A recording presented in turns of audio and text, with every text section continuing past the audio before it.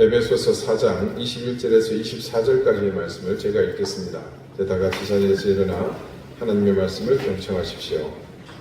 진리가 예수 안에 있는 것 같이 너희가 참으로 그에게서 듣고 또한 그 안에서 가르침을 받았을진데 너희는 유혹의 욕심을 따라 썩어져가는 구습을 따르는 옛 사람을 벗어버리고 오직 너희의 심령이 새롭게 되어 하나님을 따라 의와 진리의 거룩함으로 지으심을 받은 새 사람을 입으라.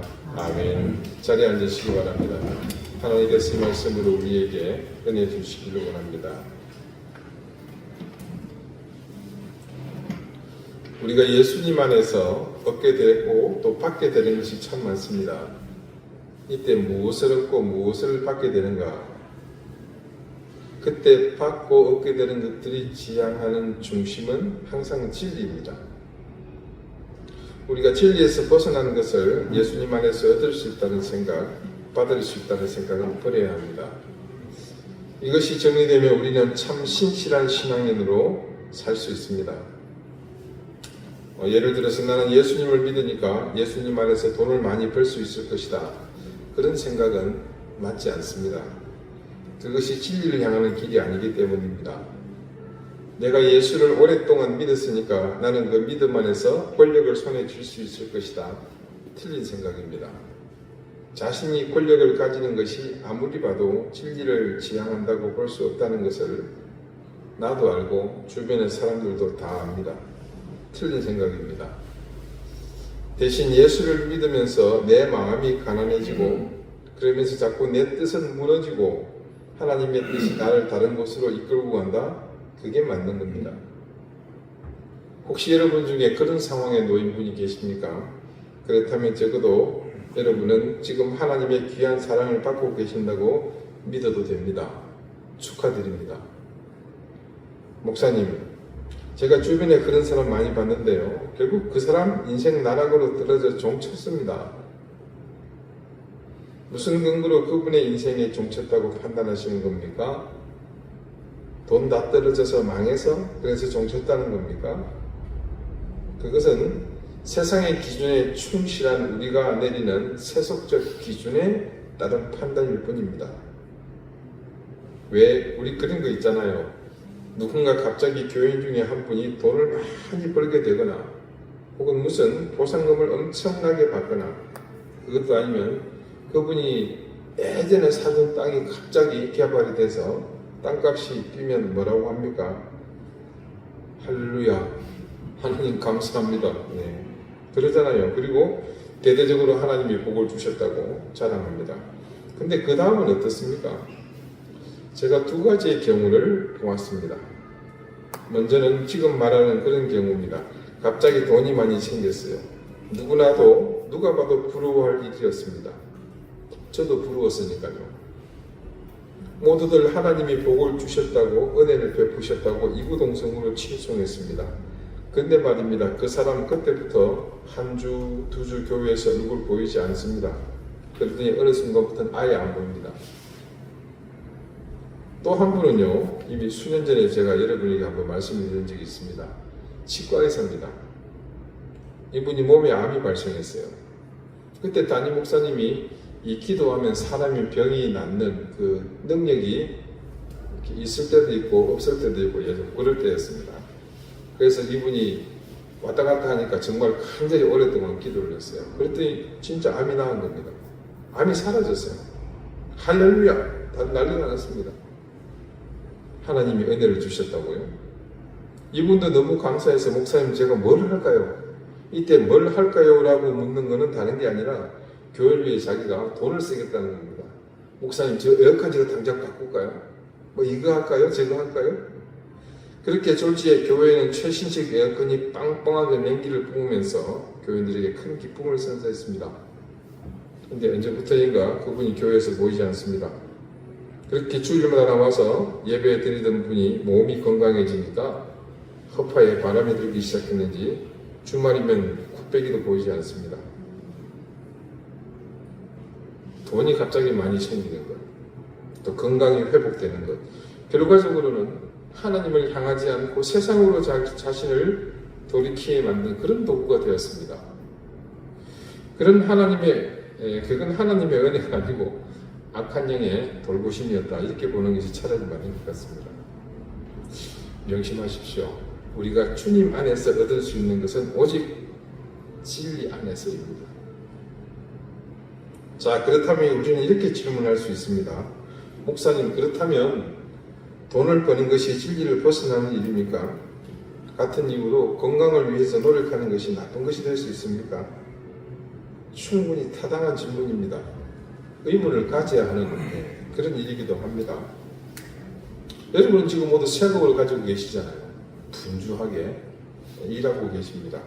여러 가지 방법으로 자신의 인생을 돈을 벌기 위해 산다고 해도 과언이 아닙니다. 그렇다면 이 논리대로라면 우리는 모두 하나님과 반대되는 방향으로 지금 가고 있다고 그렇게 볼 수 있겠죠. 그러나 하나님은 어디서도 우리가 열심히 일하는 것, 돈을 버는 것 악하다고 말씀하시지 않습니다. 심지어 우리가 가지고 있는 다양한 직업에 대해서 소명이 있다는 이 직업 소명설은 오랜 기독교의 자랑스러운 전통이기도 합니다. 핵심은 이겁니다. 돈, 건강 그 자체가 악한 것이 아닙니다. 돈을 하나님보다 혹은 사람보다 사랑하는 것, 그리고 돈을 지배하지 못하고 그 돈에 지배받는 삶이 악한 겁니다.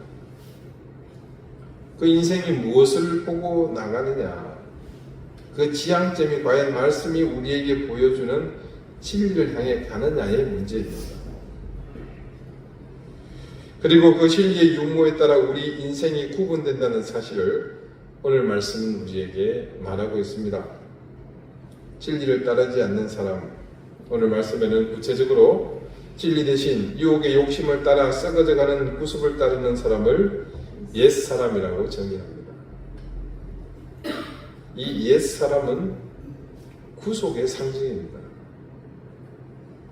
우리말 옛사람으로 번역된 헬라어 팔라이온의 원형인 팔라이오스는요, 오래된 조상적이라는 그런 뜻을 가지고 있는데, 이 팔라이오스가 사용된 이 말씀의 구절을 한번 잠깐 봅니다. 가령 로마서 6장 6절입니다. 우리가 알거니와 우리의 옛사람이, 여기 팔라이오스입니다. 옛사람이 예수와 함께 십자가에 못 박힌 것은 죄의 몸이 죽어 다시는 우리가 죄에서 종노릇하지 아니하리 함이니. 자, 오늘 본문에 기록된 옛사람에 대해서 조금 더 이해하기 쉽도록 사용된 그런 본문입니다. 그런데 신약 성경에서요, 이 팔라이오스가 제일 먼저 사용된 곳이 참 의미 있는 구절입니다. 여러분 충분히 상상할 수 있는 부분이에요. 바로 마태복음 9장 16절 17절인데요.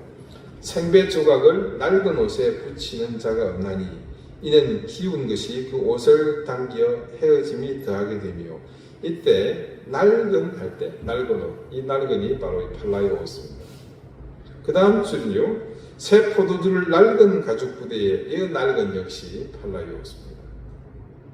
새 포도주를 낡은 가죽 부대에 넣지 아니하나니 그렇게 하면 부대가 터져 포도주도 쏟아지고 부대도 버리게 됩니다.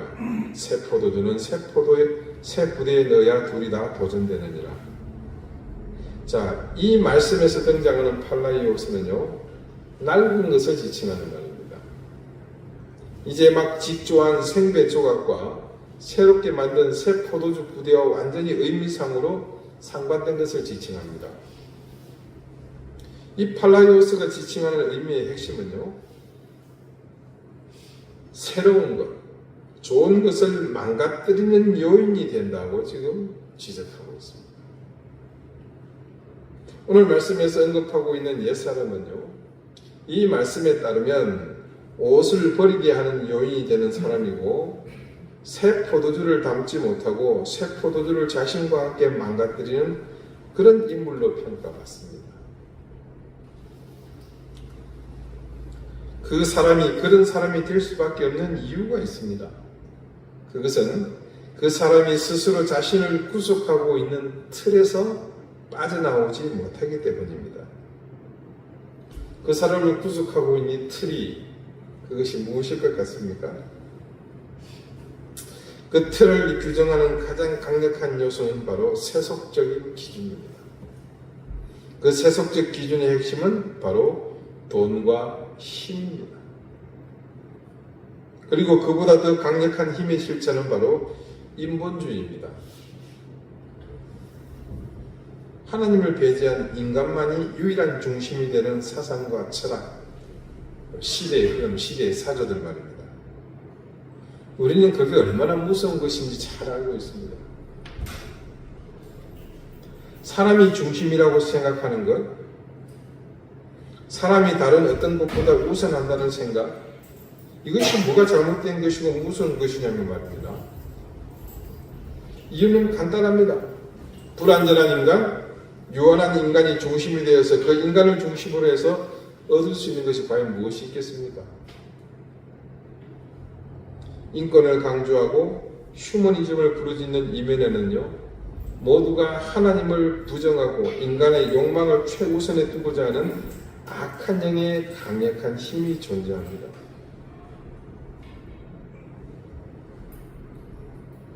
여러분, 중세 유럽의 가장 큰 부흥운동 중에 하나가 뭡니까? 르네상스였죠. 그 르네상스의 중심이 뭡니까?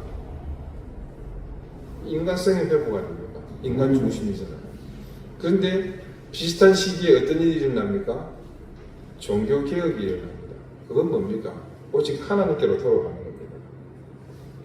굉장히 오랜 역사 속에서 이 악한 영들의 활동은, 즉 하나님을 대적하는 활동은 우리 인간들 속에서 자행되어 왔었습니다.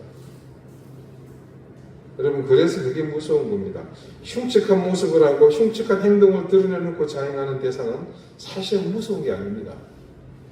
대신 달콤하게 아주 근사하게 포장해서 다가오는 것들은 진짜 무서운 것들입니다.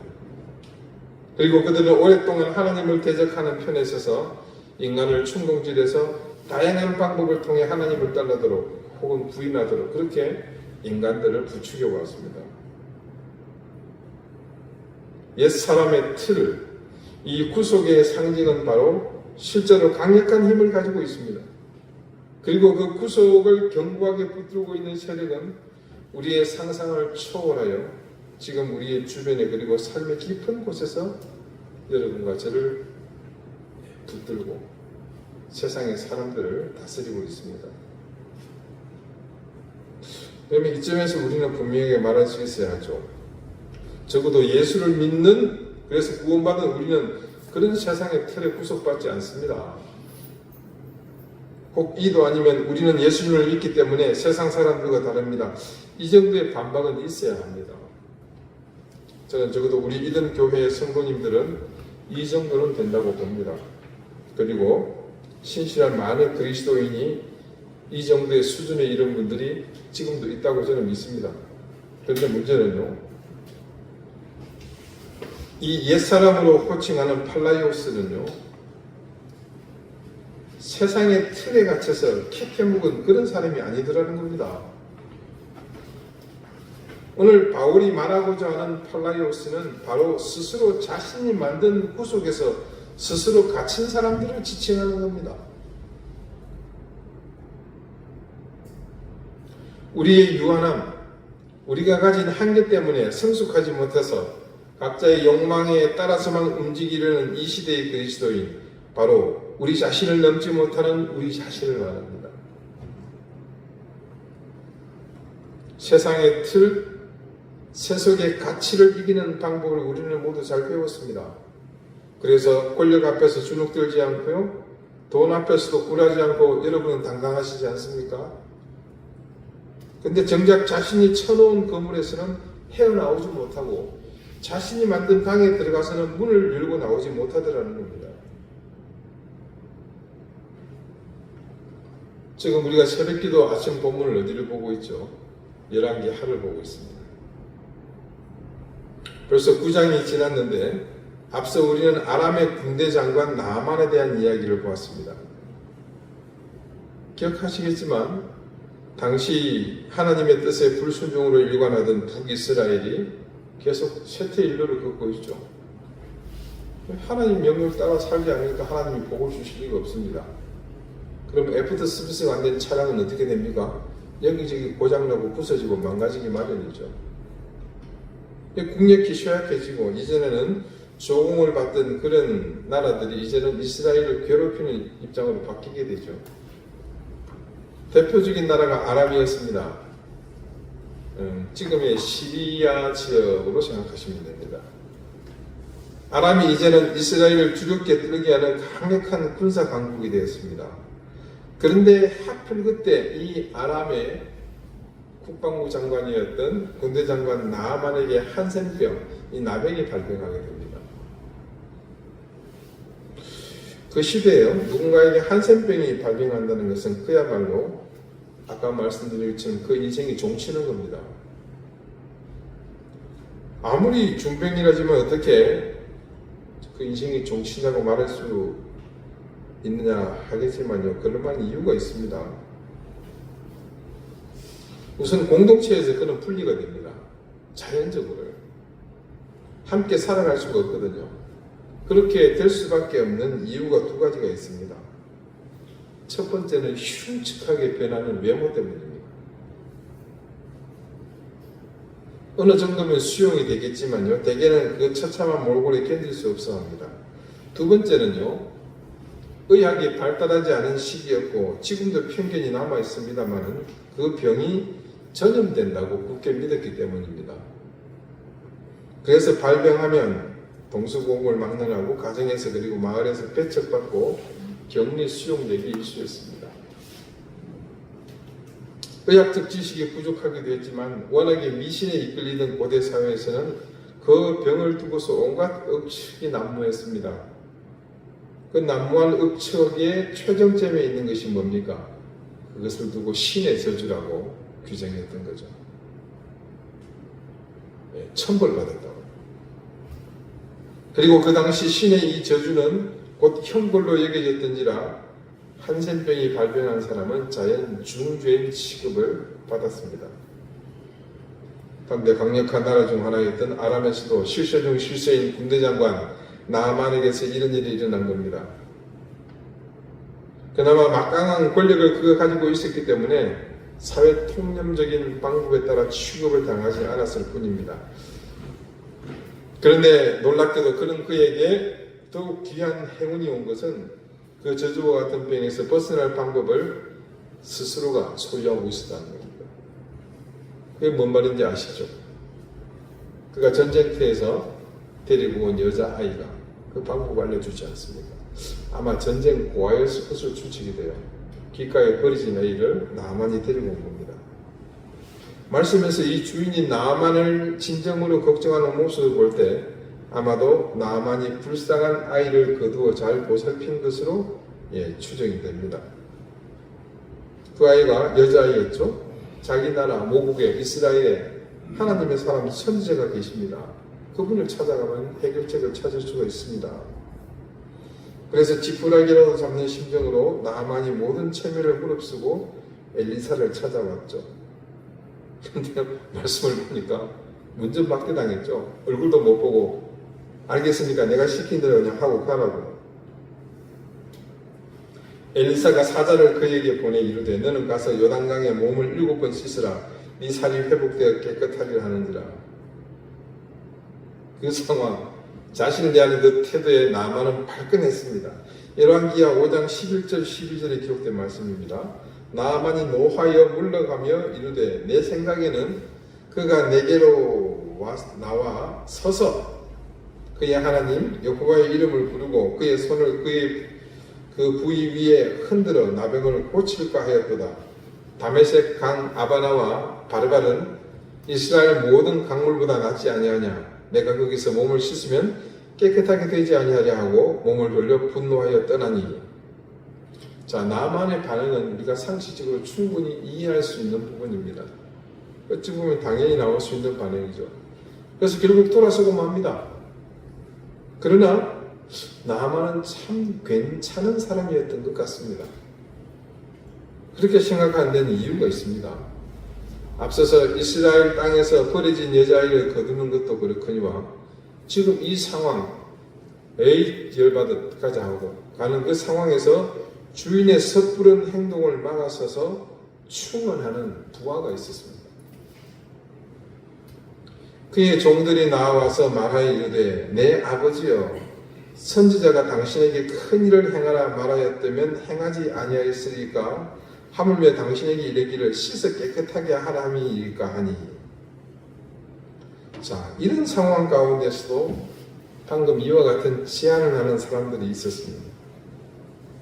나만이 주인으로 덕이 있는 사람이었기에 이런 사람이 수하에 있었던 것이죠. 그리고 더욱 놀라운 것은요, 그 제안에 묵묵히 따르는 나만의 자세입니다. 여기서 그의 인품이 드러나죠. 나만이 이에 내려가서 하나님의 사람의 말대로 요단강에 7번 몸을 잠그니 그의 살이 어린아이의 살같이 회복되어 깨끗하게 되었더라. 이 피부 좋게 하는 거 이게 돈 많이 들어가잖아요, 그죠? 우리 교회들 함께 요단강 가가지고 이거 하십시다. 이 놀라운 기적의 사건은요, 실제로 유다나 이스라엘 사람에게서 나타난 것이 아닙니다. 이방 사람, 그 아람의 군대 장관인 나만에게서 일어난 일입니다. 이 일은요, 후에 예수님이 유대 사람을 향해 직접 언급하실 정도로 무척이나 인상 깊은 상징적 사건이었습니다. 누가복음 4장 27절에 유일한 기록이 있어요. 또 선지자 엘리야 때에 이스라엘에 많은 나병 환자가 있었으되 그 중에 한 사람도 깨끗함을 얻지 못하고 오직 수리아 사람 나만 뿐이었느니라. 예수님이 말씀하신 거예요. 그렇게 예수님께서 직접 스쳐 지나갈 수도 있는 이방 사람이 한센병에서 나은 사건을 언급하신 데는 이유가 있었습니다. 그 이유는 바로 나만이 천형으로 여겼던 한센병을 치료받은 이후에 그가 취한 행동 때문입니다. 우리는 이 일로 예물 드리기를 원하는 나아만과 그것을 거절하는 엘리사, 거기에 또 한 가지 에피소드가 있죠. 몰래 그 예물이 욕심이 났던 엘리사의 종이 가서 거짓말로 그 예물을 받았다가 손에 문둥병이 반하는 그 사건 말입니다. 그러나 이 일, 나아만의 한센병이 낫게 된 기적이 일어난 후 나아만에게 일어난 태도의 변화에는 사실 별 관심을 두지 않았습니다. 열왕기하 5장 17절에서 19절까지의 말씀인데 한번 들어보시겠어요?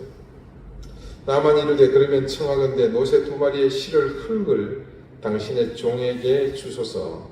이제부터는 종이 번제물과 다른 희생 제사를 여호와 외 다른 신에게는 드리지 아니하고 다만 여호와께 드리겠나이다. 오직 한 가지 일이 있사오니 여호와께서 당신의 종을 용서하시기를 원하나이다. 곧 내 주인께서 림몬의 신당에 들어가 거기서 경배하며 그가 내 손을 의지하심에 내가 림몬의 신당에서 몸을 굽히오니 내가 림몬의 신당에서 몸을 굽힐 때에 여호와께서 이 일에 대하여 당신의 종을 용서하시기를 원하나이다 하니 엘리사가 이르되 너는 평안히 가라 하니라. 그가 엘리사를 떠나 조금 가니라. 자, 나아만은요, 이 일을 경험한 뒤 자신에게 신은 오직 여호와 하나님밖에 없다는 고백과 더불어서 앞으로 자신은 철저하게 자신의 삶이 하나님을 경외하는 삶이 될 것을 스스로 다짐하면서 맹세하는 모습을 보여주지 않습니까? 그러면서 양해를 구하지 않습니까? 뭡니까? 우리 어머니가 나이가 지금 90이 넘으셨어요. 절에 가셔야 돼요. 혼자 못 가시니까 목사님 아들이 모시고 가는 거예요. 아, 우리 집 얘기하는 게 아닙니다. 여러분도 그것만 기억하시면 안 돼요. 그 앞에서 절을 해야 되니까 혼자 못 일었었어요. 그럼 제가 이렇게 해가지고 절하시니까 같이 수그리는 겁니다. 저 목사가 부처님 앞에 절했다고. 네, 그건 아니죠. 지금 그 상황을 얘기하는 겁니다. 쉽게 말씀드리자면. 앞서 11절에요. 나아만이 노하여 물러가며 이르되 내 생각에는 그가 내게로 나와 서서 그의 하나님 여호와의 이름을 부르고 그의 손을 그 부위 위에 흔들어 나병을 고칠까 하였도다 라고 했던 모습에서 보면 그는 여호와 하나님을 단지 자신의 권세보다 아래에 두는 듯한 의지로 말한 것과는 너무나 대조적입니다. 이제 그에게 하나님은 단순히 자기를 위해 뭔가를 해줘야 하는 정도의 자기 근처에서 쉽게 만날 수 있는 그런 잡신이 아니라 오직 자신이 유일하게 경배해 드려야 하는 대상으로 바뀌었습니다. 나아만은 하나님의 손길을 경험한 이후에 그 삶이 완전히 바뀐 거죠. 그는 이젠 한센병을 치유받기 이전의 삶에서 완전히 돌이키는 삶으로 바뀌었습니다. 나아만은 누구보다도 당시 하나님을 모르는 이방의 핵심 인물이었습니다. 그래서 그는 자기 민족의 신 림몬을 누구보다도 잘 섬기는 사람이었습니다.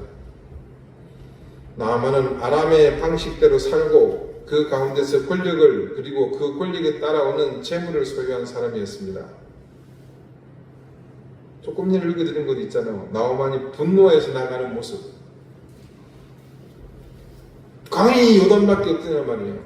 우리나라에 가면 좋은 강이 세고 셌는데 실제로 요단강은 그냥 또랑이에요. 구정물이고.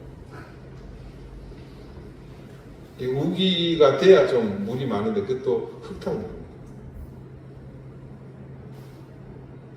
그의 입술로 말한 내용들, 내가 거기서 몸을 씻으면 깨끗하게 되지 아니하랴 어디요? 내 나라 가서 이렇게 하겠다라는 거예요. 너같이 식은방을 들면서 말하는 그거 내 안 하겠다. 분노하여 떠났다 그러죠. 그의 입술로 말한 바로 그가 그런 구습을 따르는 옛사람이었음을 분명하게 자기 입술로 자기 자신을 드러내고 있었지 않습니까? 그런 모습으로 자신의 틀을 버리지 못하고 그가 여전히 자신에게 편리하고 자신의 자존감을 높여주는 그런 옛사람으로 살았다면 그는 그런 옛사람에 더해서 한센병으로 얼마 살지 못하고 비참하게 죽고 말았을 것입니다.